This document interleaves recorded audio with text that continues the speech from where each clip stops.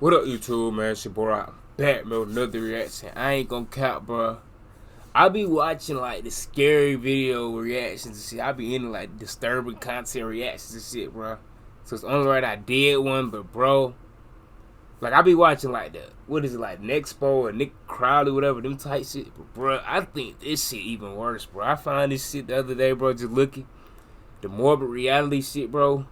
I seen, like, one, like, I think it was yesterday, bro, and it was... Bro, that shit was crazy, bro. I don't even want to say it because they don't get demonetized, bro. It's the latest MorbidReality. If I want to go see that, bro, first clip of that bit crazy. I ain't gonna lie. But we finna see. I'm trying to start something new, man. Let's do it.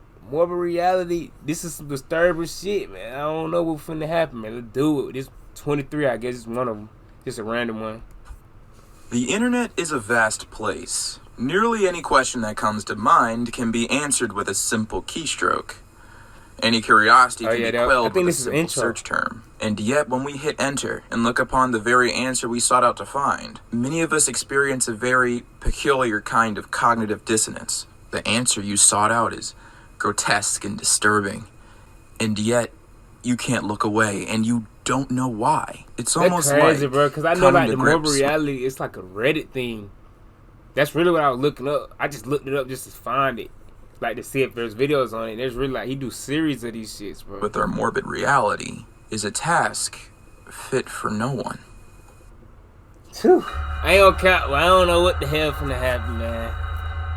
Located on the southeast of the Sinai Peninsula, a few kilometers north of Dahab, Egypt, is the Blue Hole, a submarine sinkhole with a maximum depth of just over 328 feet. And because of that fact, because of its depth, the sinkhole has become a tourist destination where many scuba divers challenge themselves to free dive inside of the Blue Hole. And for many, it's an unforgettable experience. But unfortunately, for a few, it became their last experience.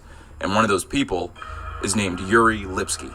Yuri Lipsky was a Russian-Israeli freediver and scuba diver, and he was relatively skilled. In his opinion, he felt that Israeli freediver and scuba diver, and he was relatively skilled. In his opinion, he felt that he was capable of freediving the Blue Hole, with one specific goal that he had in mind. He wanted to break his depth record, and the sinkhole was just deep enough for him to do that, with the plan being of him jumping immediately into the water and descending as quickly as he could, reaching a maximum depth that he hadn't reached before, and then rapidly swimming back up to not use up all of his air. This strategy to break his depth record was dangerous. I'll never play with no water, bro. Yuri Lipsky was advised that I don't even know if I trust cruises, bro. On me, bro. I don't know. He should train before attempting to rapidly break his depth record. 2 weeks were set aside for his training before he would visit the Blue Hole. He decided to not show up. He simply didn't have enough time. He only had the weekend to free dive the Blue Hole, so he chose to skip the training altogether. So on April 28th, 2000, Yuri Lipsky put on his scuba gear, filled one tank with a mixture of oxygen and nitrogen, and once that was complete, he turned on his camera that was attached to his helmet. And from there, he jumped into the Blue Hole. Hold on. His scuba gear filled one tank with a mixture of oxygen and nitrogen, and once that was complete, he turned on his camera that was attached to his helmet, and from there, he jumped into the Blue Hole. From there, his camera captured everything. Yuri Lipsky was traveling really fast in the water, sinking as quickly as possible, and reached a maximum depth of 91 meters. Whether or not this broke his record is unknown. What is known is that he was diving alone and overweighted. His equipment, his camera, all of it were keeping him underwater.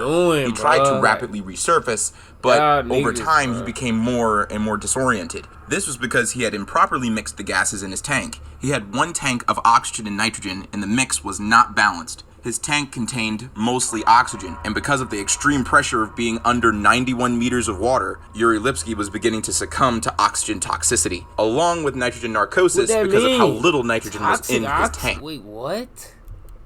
Because it wasn't balanced right? Oxygen toxicity, along with nitrogen narcosis because of how little nitrogen was in his tank. Over the course of minutes, it wouldn't be long until Yuri Lipsky was at the very bottom of the Blue Hole. He was thrashing against the rocks and sand, obviously disoriented, and within moments, he would become motionless. That was the moment when Yuri Lipsky drowned to death at the bottom of the Blue Hole. His body wouldn't be recovered until a day later, and the unfortunate truth is, he's the lucky one. Of all the people to die in the Blue Hole, very few have actually had their bodies recovered. The other 200 are still at the bottom of the sinkhole. Look at that shit, man. I'll never play like that. You took that risk, but It's sometimes that shit odorless. cost you. It's tasteless. You do and gotta when take risk in weaponized, life, though. I believe in that for sure. But man, It's odorless. It's tasteless. And when weaponized, it can be aerosolized. It can be mixed into dirt. And it can be mixed into water. And if you had the grave misfortune of encountering this compound, you would experience immediate and permanent paralysis.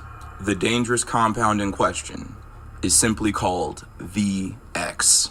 It's a synthetic chemical compound that was created in the 1950s, and it's known to be the most deadly synthetic chemical that humanity has ever created. So dangerous, in fact, that most governments don't have it. They actually destroyed their stockpiles because they were so dangerous.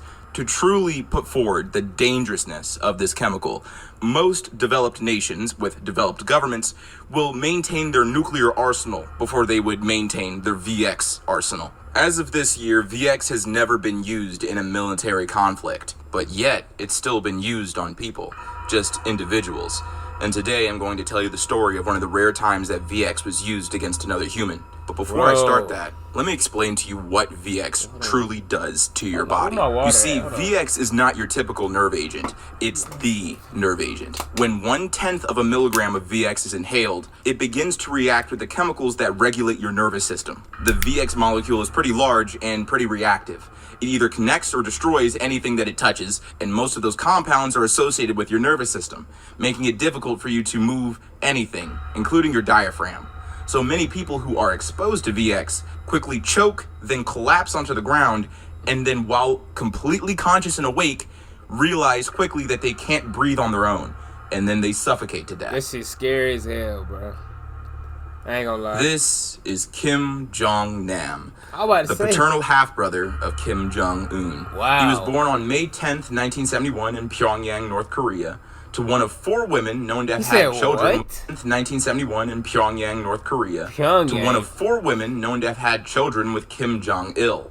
Kim Jong-nam would study in Moscow for most of his childhood, and he reportedly had a similar personality to his father, and was described by his aunt as being hot-tempered, sensitive, and gifted in the arts. His aunt also said in 2000 that he did not wish to succeed his father.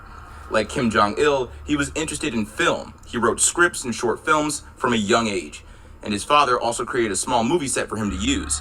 Things would begin to change for Kim Jong-nam between the years of 1998 and 2001. This was a point of his life where he was given a lot of responsibilities within the North Korean government. He had been given the senior position in the Ministry of Public Security, and also a senior position in the North Korean Computer Committee, where he was given the goal of establishing the IT industry within the nation. That shit probably made in China or whatever.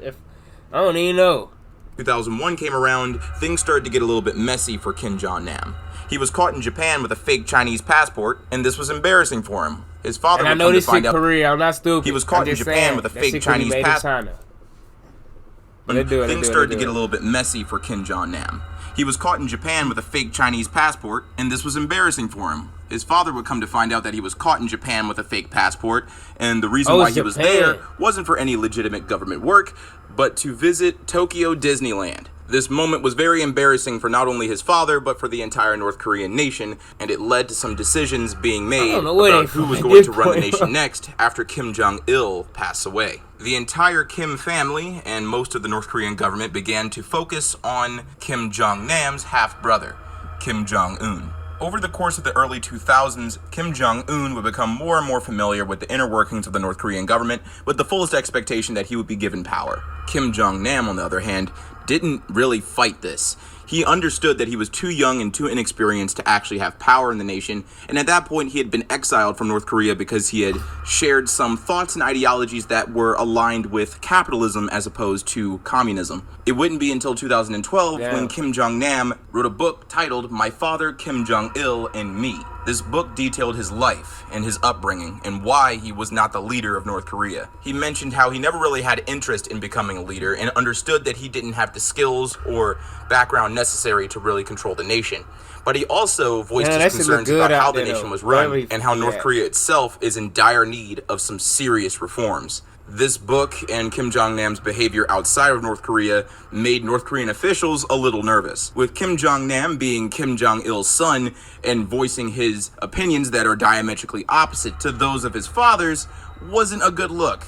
So on February 13th, 2017, Kim Jong-un, the new leader of North Korea, decided to do something about his brother's behavior. I ain't gonna care. I'm tired Kim of this Jong-nam nigga, had a bro. I'm flight. gonna keep it real, bro. Like, I'm tired of this Kim Jong-un nigga, bro. Like, this man just get to step on anybody and anything in his way, bro. Nothing happens, bro. Like, bro, I don't like that, bro. This man probably killed like how many people? Like 50 at least. I don't even know. I'm just guessing, but I know it's. And he arrived in Malaysia on February 6th, 2017. He was traveling to a resort island in Langkawi, and for the meantime, he was safe, staying there. And it wouldn't be until the 13th of February, at about 9 a.m., when he was approached by two women, one of whom was Vietnamese, while the other was Indonesian. While walking to this that story.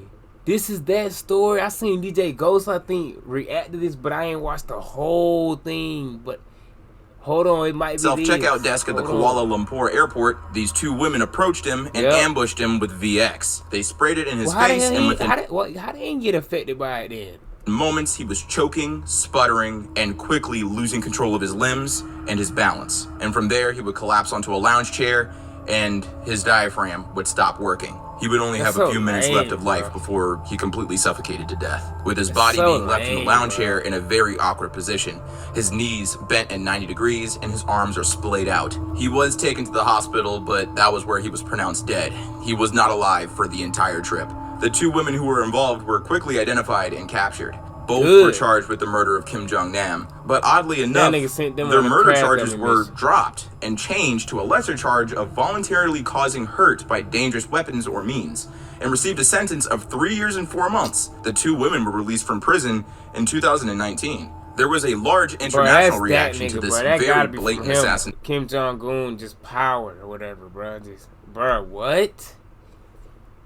I'm so glad, boy. I ain't over there, boy. Nation. And from there, many governments' intelligence organizations were doing their own investigations as to why Kim Jong-un did this, with the United States concluding that actually Kim Jong-nam may have been killed not because of his personal ideologies, but because of who he was working with when he was staying in the United States. Allegedly, Kim Jong-nam was a CIA informant who was being paid $120,000 a year to give up information on the Kim family and the inner workings of the North Korean government. Located in the countryside of Colombia is the small town of Armero. And as of 2005, 12,000 people had lived there. And these people have suffered a lot of pain trying to stay in this spot because it's at the foot of a very active volcano.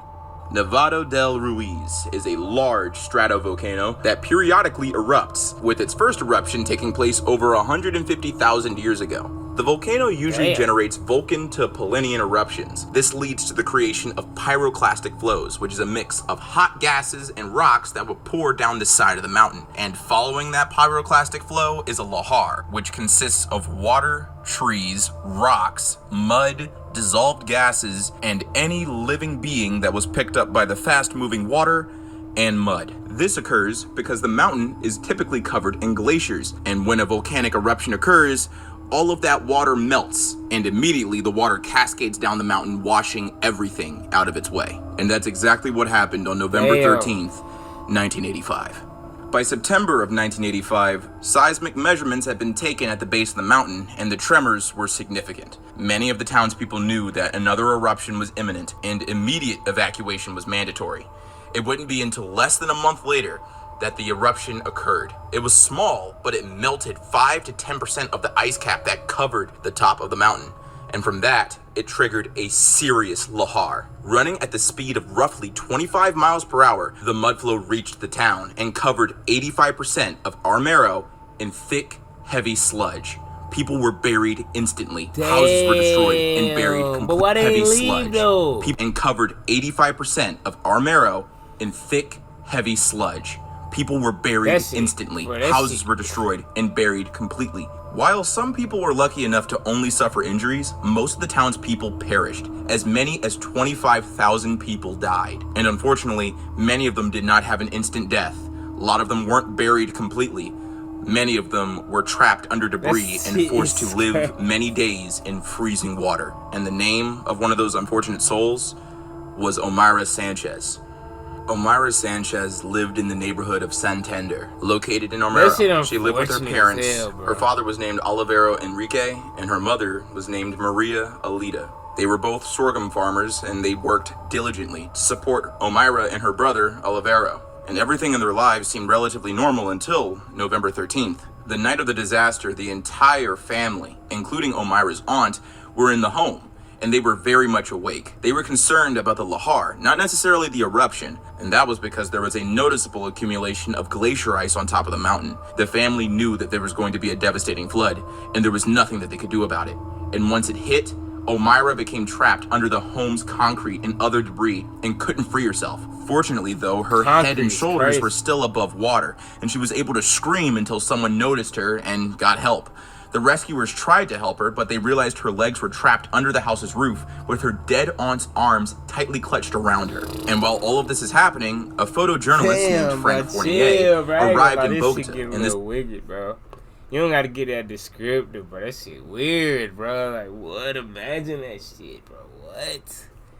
I don't like the picture with the vibe, bro. This was 2 days after the eruption happened. At this point, Omaira had been in the water for 48 hours, and she was starting to show signs of hypothermia and gangrene. You see, the photojournalist, Frank Fournier, wanted to take pictures of the aftermath of this eruption. It had become international news when people found out that this eruption, a small eruption, had managed to kill 25,000 people. And Frank was there to take pictures of all of the gore and destruction. And by the time Fournier had reached Sanchez, she had been exposed to the elements for too long. And there was nothing that anyone could do to help her. She was just too stuck. The most that people could do was give her water and food and try their best to make sure that she was warm. Bro, I didn't even peep. That's why it looks so fucking crazy. Bro, whoa, I ain't gonna lie, bro. What the fuck, bro? Nigga, what, bro? Damn, bro. The shit I'm watching for y'all niggas, man. What the hell? Nigga, I'm watching this bit by myself, nigga.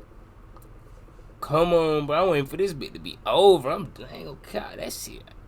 That's why it looks so fucking crazy, bro. Like, bro, I ain't know what the fuck I was looking at, nigga. And comfortable. That shit but weird it wasn't working. I ain't gonna lie. That's she why was it looked slowly so weird. succumbing to hypothermia. Like, this was because on the third night, Sanchez began hallucinating, saying that she didn't want to be late for school and mentioned a math exam.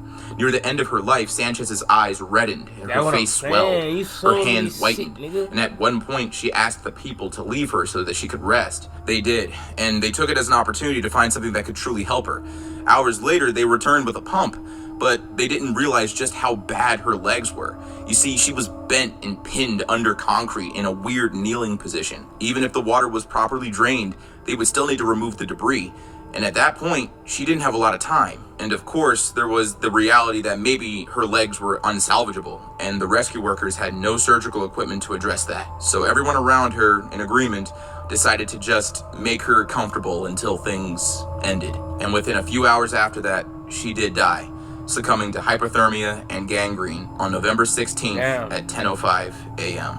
Her brother managed to survive the lahars. Her father and aunt died, and her mother was also able to survive. She expressed her feelings about Omaira's death, quoted saying, "It's horrible, but we have to think about the living. I will live for my son, who only lost a finger." I ain't gonna count. This one was weird as hell. I told you, I some shit on this shit. I ain't gonna lie. Torture and execution have been a part of human society since the beginning of time. Criminals have been punished in ways unimaginable, with methods and tools that are frighteningly creative. Personally, the type of execution devices that I find fascinating are those that are meant for a specific population, or those that are designed to bring out a confession. And one of the devices that I'm going to be sharing with you today is named the garrote. This device can both be used as an assassination weapon and an execution device. So what is a garrote? What does it do? Well, it all depends on what the garrote is made out of. It can be made with different materials, including ropes, cloth, cable ties, fishing lines, nylon, guitar strings, telephone cord, or piano wire. A stick may be used to tighten the garrote, and the Spanish word refers to the stick itself. In Spanish, the term may also refer to a rope and stick used to constrict a limb as a torture device. So here's a breakdown of Hold on, my fault. and Yeah, the I'm doing Spanish something. word refers to the stick itself. In Spanish, the term may also refer to a rope and stick used to constrict a limb as a torture device. So here's a breakdown of how a garrote would be used against you if you were an unfortunate criminal or a heretic being investigated during the Spanish Inquisition. You would be told to sit down on this wooden device, and a rope would be wrapped around your neck and tied in a way that there would be a gap in the knot for a stick to be placed through. And from then on, the executioner would slowly tighten the knot by twisting the stick clockwise. The motion of the stick twisting behind you, Hold on. by twisting the stick clockwise. The motion of the stick twisting behind you would cause the rope on your neck to tighten. And if you didn't answer any questions or confess to a crime, you would be killed that way. The rope would strangle you. But this is only one method. Sometimes the rope is wire, and sometimes there is no rope or wire at all. If you're one of the unfortunate people to be sat down in front of a metal garrote, you would be told to sit down, and then your neck would be latched into the garrote, where you might feel a little bump or spike at the base of your neck. You see, as the executioner twists the bolt behind you, that spike puts pressure on the back of your neck, and will eventually go through the entirety of your neck, which would slowly and gruesomely end your life. Both methods were used primarily for execution, but they could be used for interrogation, and that occurred during the Spanish Inquisition. If you, for example, were steadfast in saying that you weren't a heretic, and the claims brought against you by the church and by others were false, there would have been a likelihood of you encountering this machine with the hopes that the pain and suffocation would encourage you to repent your sins and admit to Oh, that's why they got that. Okay. It makes sense.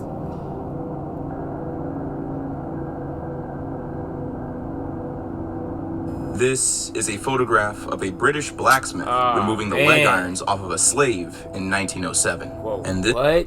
A British blacksmith removing Man, the leg fuck this irons nigga, off bro. of a I ain't slave gonna lie. I'm in standing on business 1907. about this And shit, this and I always photograph am is gonna one stand of on few business about that this depict shit, nigga. the realities Fuck of the all them Arab weird slave ass trade, niggas that start specifically this the shit, Indian nigga. Ocean slave trade. East African peoples would be captured in raids and then sold along the East African coastline. From there, these East African slaves would be dropped off in India and Java.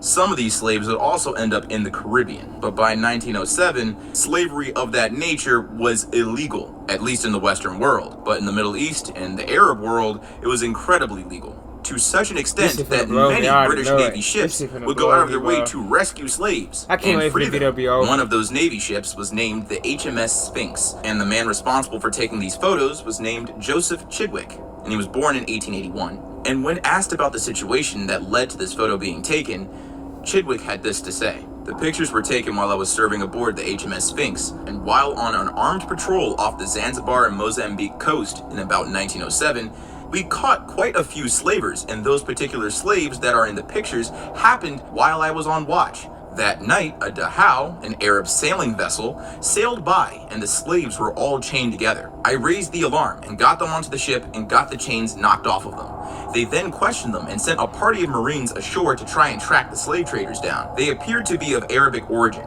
Joseph Chidwick would then go into detail about his feelings concerning slavery. I thought it was a despicable thing that was going on. The slaves were treated very badly, so when we captured the slavers, we didn't give them a very nice time. At this time, the Royal Navy patrolled East Africa and West Africa for any slave trading, and between the years of 1808 and 1860, the British Navy was able to successfully free 150,000 enslaved Africans, most of which were going to the Caribbean or to Brazil. But even in 1907, there was still a problem. East African slave trading was still an issue, but not as much as it was in the past. And over time, the British Navy became just too much of a nuisance for the Arab slave traders to make money or just outright participate in slavery. And this man, Joseph Chidwick, captured the moment in which humanity said, "No more. We will no longer support human trafficking and the enslavement of others, especially for economic gain." And something about this photo, even though it is morbid, it contains an air of optimism and hope. Oh, my fault. I ain't gonna lie, I got on his ass. I ain't gonna count because I didn't know what was going on. So he was taking the shit off. I thought this nigga was like ripping his legs. I didn't know what was happening, bro. Hey, these weird ass devices and shit. This nigga look like he missing a leg. I think it's just bent. So hey, you can't really blame me, bro. And plus, I'm standing on this shit, bro. I got to, bro. Who else standing on this shit, bro? In 1860, the British Navy was able to successfully free 150,000 enslaved Africans. I'm looking at the title and I'm just looking at the contents of the video. I'm thinking there's gonna be some bad shit. So it really wasn't even, this was actually good. Most of which were going to the Caribbean or to Brazil. But even in 1907, there was still a problem. East African slave trading was still an issue, but not as much as it was in the past. And over time, the British Navy became just too much of a nuisance for the Arab slave traders to make money or just outright participate in slavery. And this man, Joseph Chidwick, captured the moment in which humanity said, no more. We will no longer support human trafficking and the enslavement of others, especially for economic gain. We good. And something about this photo, even though it is morbid, it contains an air of optimism and hope.